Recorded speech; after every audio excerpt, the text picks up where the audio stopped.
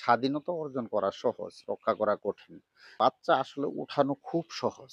এই বাচ্চাগুলি লালন পালন করে পোলেট থেকে খাঁচায় উঠানোর আগ পর্যন্ত অনেকটা রিস্ক। এই খামার দিয়ে যদি সফল হতে চান তাহলে আপনাকে ৪ টা জিনিস খেয়াল রাখতে হবে।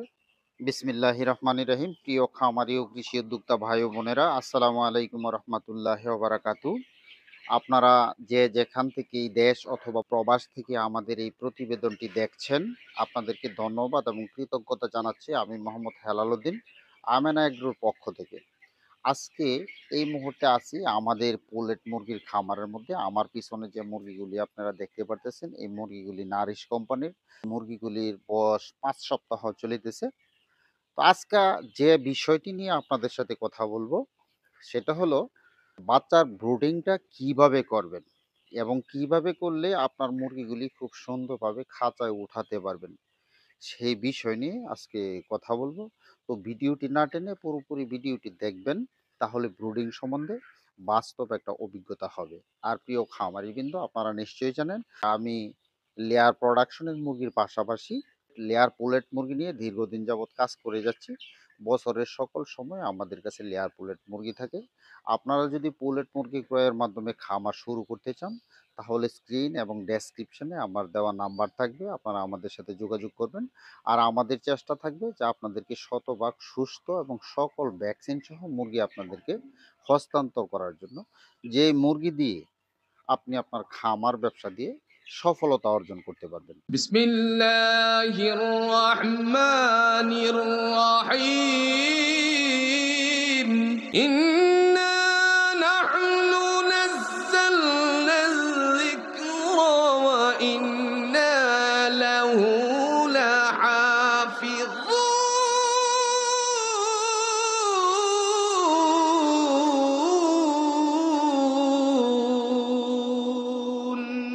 তো প্রিয় খামারিবৃন্দ, যে বিষয়টি নিয়ে আজকে কথা বলবো, শুরুটা যদি ভালো দিয়ে না হয়, শেষটা আপনি ভালো পাবেন না। বাচ্চার ব্রুডিং ব্যবস্থা যদি আপনি ভালোভাবে না করতে পারেন, তাহলে এখানে আপনি ভালো কাঙ্ক্ষিত ফলাফল পাবেন না। মুরগির বাচ্চা বিভিন্ন সময় বিভিন্ন ব্যাধিতে আক্রান্ত থাকবে। তখন একটা সময় যখন আপনার মুরগি খাঁচার মধ্যে থাকবে, তখন আপনি কাঙ্ক্ষিত ফলাফল ভালো প্রোডাকশন পাবেন না। এই জন্য আপনাকে ভাবতে হবে যে ব্রুডিং করার যে প্রস্তুতিটা এবং ব্রুডিং এর পূর্বের যে প্রস্তুতিটা, সেটা কিভাবে করবেন সেসব বিষয় নিয়ে আজকে কথা বলবো। তো প্রিয় খামারিবৃন্দ, যখন বাচ্চাগুলি ব্রুডিং করব, তখন ব্রুডিং পূর্ববর্তী কিছু কাজ আছে, সেগুলি আমাদেরকে অবশ্যই খেয়াল রাখতে হবে। ব্রুডিং খামারের চারপাশ খুব সুন্দর করে পরিষ্কার করতে হবে, যাতে কোনো ধরনের বন জঙ্গল না থাকে। এগুলি করার পরে জীবাণুনাশক ওষুধ ছিটিয়ে দিতে হবে এবং চুন ছিটিয়ে দিতে হবে। তার পরবর্তী যেই ঘরটার মধ্যে আপনি ব্রুডিং করবেন, এই ঘরের মধ্যে আপনি খুব ভালো করে পরিষ্কার করে জীবাণুনাশক ঔষধ স্প্রে করবেন। স্প্রে করার পরে আপনার সমস্ত ঘরের মধ্যে চুন ছিটিয়ে দিবেন এবং নেট এবং ঘরের উপরের অংশ যাতে কোনো ধরনের ময়লা না থাকে, এই ব্যবস্থাগুলি আপনারা করবেন। তাহলে এখানে ব্রুডিং খুব সুন্দর হবে। বাচ্চার ঘরের মধ্যে আপনি কাপড়ের পর্দা ব্যবহার করবেন। আমরা অনেকেই আছি যে বাতাস যাতে প্রবেশ না করতে পারে, সেজন্য পলিথিন পর্দা হিসেবে আমরা ব্যবহার করে থাকি। তো এই ক্ষেত্রে বিশেষ সমস্যাটা হলো পলিথিন ভেদ করে বায়ু চলাচল করতে পারে না। এইজন্য বাচ্চার ব্রুডার নিউমোনিয়া হওয়ার সম্ভাবনা থাকবে। আর যদি ব্রুডার নিউমোনিয়া হয়ে যায়, এখান থেকে কিন্তু বেশ সংখ্যক মুরগি আপনার মর্টালিটি হওয়ার সম্ভাবনা থাকবে। আর কাপড়ের পর্দা যদি আপনি ব্যবহার করেন, কাপড় দিয়ে আপনি বায়ু চলাচল করতে পারে।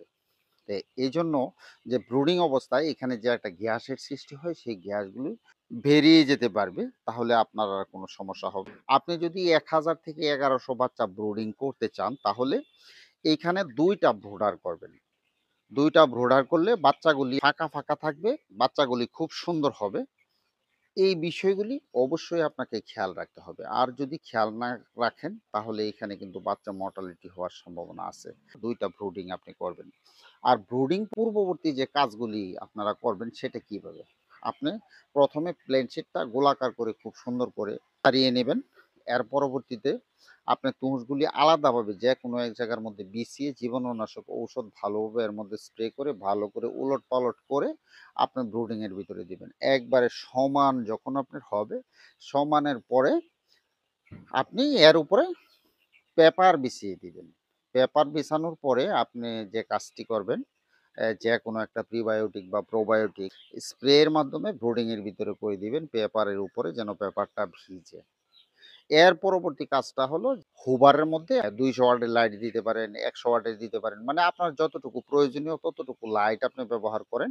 ব্যবহারের পরে দেখবেন যে এই পেপারে যে ভিজা ছিল স্প্রে করার কারণে এগুলা শুকিয়ে গেছে। শুকিয়ে যাওয়ার পরে এই পেপারের উপরে দেখবেন যে দানা, দানা, দানা, দানা একটা আবরণের সৃষ্টি হয়ে গেছে। এর পরক্ষণে আপনি এখানে বাচ্চাগুলি ছাড়বেন। বাচ্চাগুলি ছাড়ার পরে বাচ্চাগুলি এই যে দানা, দানা প্রিবায়োটিক, প্রোবায়োটিক গুলি যে দানা হইছে এগুলি ঠুকরিয়ে, ঠুকরিয়ে তারা খাবে। এতে করে কি হবে? আপনার বাচ্চার রোগ প্রতিরোধ ক্ষমতা বাড়বে। সহজেই যেকোনো ধরনের রোগে আক্রমণ করতে পারে না। এর পরবর্তী যে কাজটা হলো সেটা হলো আপনি যেকোনো একটা গ্লুকোজ এনার্জি সি এক গ্লুকোজ যেটা আছে এইটা আপনি প্রতি লিটার পানিতে ৫০ গ্রাম পরিমাণ দিয়ে ৬ ঘন্টার পানিতে আপনি দিবেন। ৩০ মিনিট যখন খাওয়া হলো, ৩০ মিনিট পরে আপনি তাদেরকে খাবারটা খুব সুন্দর করে ছিটিয়ে দিবেন। আর আমরা অনেক শেডের মধ্যে আমরা লক্ষ্য করে থাকি যে খাবারগুলি এত পরিমাণ দেওয়া হয় যে অনেক খাবার আপনার পেপারের ভিতরে ঢুকে যায়, অনেক খাবার নষ্ট হয়। এজন্য আমি আপনাদেরকে বলব যে খাবারগুলি কম, কম করে দিবেন এবং বেশি বার দিবেন। তাতে দেখবেন যে খাবারগুলি মুরগি খেয়ে ফেলবে, আপনার খাবার আর নষ্ট হবে না। তো ৬ ঘন্টা পরবর্তী যে কাজটা হলো, আপনি নরমাল ঔষধ দিয়ে আপনি ব্রুডিং করতে পারেন। নরমাল ঔষধ দিয়ে যদি আপনি ব্রুডিং করেন তাহলে এর মধ্যে কিছু সমস্যা আছে। আর ঔষধ না দিয়েও আপনি ব্রুডিং করতে পারেন, তাতেও কিছু সমস্যা আছে। সেই সমস্যাগুলি কি? যে ৪ দিন বা ৫ দিন আপনার বাচ্চাগুলি ভালো থাকবে। দেখবেন ৪ দিন ৫ দিনের মধ্যে কোনো মর্টালিটি থাকবে না। ৪ দিন ৫ দিন যখন আপনার অতিবাহিত হইল, তখন দেখবেন যে কিছু, কিছু বাচ্চার পা গুলি ছোট হইয়া শুকায়া গেছে এবং বাচ্চাগুলোও শুকায়া গেছে, হাঁটতে পারতেছে না। দেখবেন যে দৌড় দিছে, দৌড় দিয়া বইসা পড়ছে আর উঠতে পারতেছে না। প্যারালাইসিস সিস্টেম হইতেছে। এইভাবে কিছু বাচ্চা মারা যায়। আপনি যদি সচেতন না হন, তাহলে বেশি সংখ্যক বাচ্চা মারা যাওয়ার সম্ভাবনা আছে। তো এজন্য আমরা আপনাদেরকে বলব যে আপনি যদি ব্রুডিংটা ভালোভাবে করেন, ভালো মানের ঔষধ দিয়ে যদি করেন, তাহলে ব্রুডারজনিত সমস্যার মধ্যে আপনাকে পড়তে হবে না। এজন্য আপনি কি করবেন? এন্ড্রোসিন ১ মিলি ১ লিটার পানিতে, মাইক্রোনিট ১ গ্রাম ১ লিটারে, লাইসোবিট ১ গ্রাম ১ লিটারে, আর রেনাসি ২ লিটার পানিতে ১ গ্রাম। এভাবে আপনার ৪ থেকে ৫ দিন পর্যন্ত আপনি দিয়ে যাবেন। এতে করে হবে কি? যে আপনার বাচ্চাগুলিও স্বাচ্ছন্দ্য বোধ করবে, খুব সুন্দর থাকবে, খাবার-দাবার সবকিছু সঠিক থাকবে। আর যদি কোনো কারণবশত বাচ্চা মুরগিগুলি যদি খাবার একটু কম খায়, তাহলে আপনি যেকোনো একটা এনজাইম সাথে এড করে দিতে পারেন। তো বাচ্চার দিনগুলি যত যেতে থাকবে, তো বাচ্চা কিন্তু তত বড় হইতে থাকবে। যদি বাচ্চা বড় হয়, তার পাশাপাশি আপনাকে কিন্তু জায়গা অবশ্যই বাড়িয়ে দিতে হবে। আর তাপমাত্রাটা আপনারা কিভাবে নিয়ন্ত্রণ করবেন সেটা আপনাদেরকে বলে দিচ্ছি। তাপমাত্রার বিষয়টা হলো আমরা ব্রুডারের মধ্যে তাপমাত্রা যদি পরিমাণ যদি বেশি হয় তাহলে দেখবেন যে বাচ্চাগুলি সাইডে চলে গেছে। আর যদি তাপমাত্রা যদি কম হয় তাহলে দেখবেন যে বাচ্চাগুলি হুবারের নিচে চলে আসছে। তো আপনি তাপমাত্রাটা এভাবে মেইনটেন্স করবেন যেন বাচ্চাগুলি খুব সুন্দর করে সমস্ত ব্রুডারের চারপাশে ছড়িয়ে ছিটিয়ে থাকে। আর আপনি কিভাবে বুঝবেন যে তাপমাত্রাটা ঠিক আছে? তাপমাত্রাটা বেশি হয়ে গেছে। আপনি যখন ব্রুডিং এর ভিতরে ঢুকবেন তখন আপনার শরীরের মধ্যে হালকা একটু গরম লাগবে এবং হালকা একটু ঘামা, ঘামা ভাব থাকবে। তখন আপনি ভেবে নিবেন যে তাপমাত্রাটা ঠিক আছে। আর যখন দেখবেন যে আপনার শরীরে এই শীতল লাগতেছে তখন আপনি ভেবে নিবেন যে তাপমাত্রা এখানে কম আছে। তখন আপনি তাপমাত্রা বাড়িয়ে দিবেন। ভাই, স্বাধীনতা অর্জন করা সহজ, রক্ষা করা কঠিন। তো আমি আপনাদেরকে বলব যে বাচ্চা উঠানো খুব সহজ। এই বাচ্চাগুলি লালন-পালন করে পোলেট থেকে খাঁচায় উঠানোর আগ পর্যন্ত অনেকটা রিস্ক এই সময়টা। বিভিন্ন ধরনের রোগ ব্যাধিতে আক্রমণ করে থাকে। তার মধ্যে সবচাইতে বেশি যে আক্রমণ ২-৩ টা রোগে করে থাকে, আপনার মুরগির গাম্বরু হইতে পারে, রানীক্ষেত হইতে পারে, এর ভিতরে বার্ড ফ্লু ও দেখা দিতে পারে। এজন্য এই বিষয়গুলি অবশ্যই খেয়াল রাখবেন যাতে এই ধরনের সমস্যা না হয়। এই ধরনের সমস্যার জন্য আপনার অগ্রিম প্রস্তুতি মানে ভ্যাকসিনগুলি মুরগিকে যথাযথভাবে দিয়ে দিবেন। তাহলে এই ধরনের বড় ধরনের হোঁচট আপনাকে খাইতে হবে না। আরেকটা বিশেষ ব্যাপার হলো যে গাম্বুরুটা আপনার মুরগির মধ্যে কেন আসে? বা আমাশাটা কেন আসে? আমাশার প্রধানত কয়েকটা কারণ আছে এর মধ্যে। যতটুকু বাচ্চার ধারণ ক্ষমতা আছে তার চাইতে বেশি বাচ্চা যদি থাকে আর প্রয়োজনীয় খাদ্যের পাত্র এবং পানির পাত্র যদি আপনি না দেন তাহলে আমাশা হতে পারে। আর লিটার যদি আপনার স্যাঁতসেঁতে বা ভেজা থাকে তাহলেও আপনার সেটের মধ্যে আসতে পারে। তা আমি আপনাদেরকে বলব, যদি আপনি বাচ্চা লালন-পালন করার মধ্য দিয়ে আপনি খামার পরিচালনা করতে চান, আপনাকে সাধুবাদ জানাই। তো এই সমস্ত বিষয়গুলি আপনাকে অবশ্যই নজর রাখতে হবে, খেয়াল রাখতে হবে। আমরা পূর্বে মুরগি যে সমস্তভাবে লালন-পালন করছি আর বর্তমানে লালন-পালন আকাশ পাতাল ব্যবধান। এখন আমরা দিন যতই যাচ্ছে নতুন রোগের সাথে পরিচিতি হচ্ছি। এই সমস্ত রোগের নাম কখনোই আমরা শুনি নাই। এজন্য যে এই কমতির বাজারে জানেন আপনারা যে দীর্ঘ ৬-৭ মাস যাবৎ ডিমের বাজার কম, মুরগির বাজার কম। এখানে খামারিরা টিকে থাকাটাই খুব কষ্ট হচ্ছে। এরপরেও যদি আমাদের ব্যবস্থাপনার কারণে যদি আমরা কোনো না কোনো কারণবশত যদি মাইর খাই, তাহলে এটা কিন্তু মেনে নেওয়া যায় না। আপনার জিনিসটা যদি ভালো থাকে, মনে করেন আপনার ব্রয়লার মুরগি উঠাইছেন, মুরগি যদি আপনার মর্টালিটি না হয় ভালো থাকে এবং লেয়ার বাচ্চা উঠাইছেন, লেয়ার বাচ্চা যদি মর্টালিটি না হয় সুন্দরভাবে যদি আপনি খাঁচায় উঠাতে পারেন, তাহলে এইখানে বড় ধরনের ঝুঁকি থাকে না। এই দিক দিয়ে লস হওয়ার সম্ভাবনা থাকে না। আর বিশেষ করে এই যে ডিমের বাজার যতই কম হোক, এখন এই মুহূর্তে যাদের ৮০% এর উপরে প্রোডাকশন আছে, তাদের ডিম বিক্রি করে এই বাজারেও লস হচ্ছে না। এর নিচে যদি পার্সেন্টেজ চলে আসে তাহলে হয়তোবা সেক্ষেত্রে লস হবে। আর আপনারা নিশ্চয়ই জানেন যে বছরের সকল সময় ডিমের বাজার ভালো থাকে না। কিছুটা সময় আছে যে এই সময়টা ডিমের খারাপ বাজার থাকে, মুরগির খারাপ বাজার থাকে। তো বিগত দিনের চাইতে এবারের চিত্রটা একেবারে টোটালি ভিন্ন। এরকম চিত্র আমরা কখনোই দেখিনি।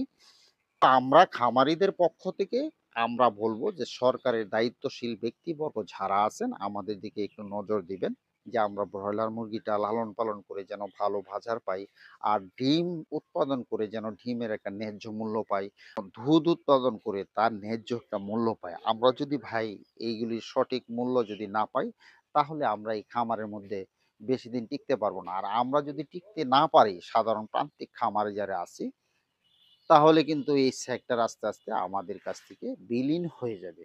আর বিলীন হওয়ার পরক্ষণেই যে এই সেক্টর শেষ হয়ে যাবে, ব্যাপারটা কিন্তু এরকম না। এই খামার অবশ্যই টিকে থাকবে, তবে হয়তোবা আমাদের কাছে থাকবে না। বড় কোম্পানিদের হাতে চলে যাবে। আর বড় কোম্পানি যারা আছে CP, Nourish, Paragon, new hope, এদেরকে অবশ্যই একটু নজরদারি দিবেন যে তারা কি উৎপাদনের জন্য সরকারের কাছ থেকে অনুমতি নিছে এবং তারা কি উৎপাদন করতেছে। এখন তারা দেখবেন যে সকল কিছুই আপনার উৎপাদন করতেছে। ফিড উৎপাদন করতেছে, বাচ্চা উৎপাদন করতেছে, লেয়ার পোলেট মুরগি উৎপাদন করতেছে, ব্রয়লার মুরগি উৎপাদন করতেছে, লেয়ার মুরগির ডিম বাণিজ্যিকভাবে তারা খামার পরিচালনা করতেছে। সকল কিছুই যদি তারা করে তাহলে তো এইখানে প্রান্তিক খামারের আর কোনো কিছু বলার থাকে না বা এখানে সঠিক মূল্যায়নও থাকে না। তো আজকে যে বিষয়গুলি নিয়ে আমরা কথাবার্তা বললাম, এই সমস্ত জিনিসগুলি শোধন করে খামারগুলি সুন্দরভাবে গুছিয়ে আপনারা বাচ্চা উঠাবেন এবং সঠিকভাবে সঠিক পরিচর্যার মাধ্যমে রক্ষণাবেক্ষণ করবেন। আমরা অনেকগুলো ভিডিওর মধ্যেই বলে থাকি যে আপনার খামার দিয়ে যদি সফল হতে চান তাহলে আপনাকে ৪ টা জিনিস খেয়াল রাখতে হবে। এক হলো আপনাকে ধৈর্যের সাথে মোকাবেলা করতে হবে। আপনার অভিজ্ঞতা লাগবে, আপনার পুঁজি লাগবে এবং সঠিক পরিচর্যা আপনার খামারের মধ্যে করতে হবে। সকল বিষয়ে যদি আপনার ভালো থাকে তাহলে খামার দিয়ে আপনি লাভবান হতে পারবেন। আর যদি কোনো না কোনো কিছুর ভিতরে যদি কোনো ধরনের ঘাপলা থাকে তাহলে এইখান থেকে আপনি সফলতা অর্জন করতে পারবেন না। তো প্রিয় খামারিবৃন্দ, পুরো আয়োজন জুড়েই আপনারা আমাদের সাথে ছিলেন। এই দীর্ঘ সময়ের ভিতরে যদি কোনো ধরনের অবান্তর কথাবার্তা বলে আপনাদেরকে কষ্ট দিয়ে থাকি, ক্ষমা সুন্দর দৃষ্টিতে দেখবেন। ভালো থাকবেন। আজকের পর্বটি আমরা এখানেই শেষ করব। আসসালামু আলাইকুম ওয়া রাহমাতুল্লাহি ওয়া বারাকাতুহু।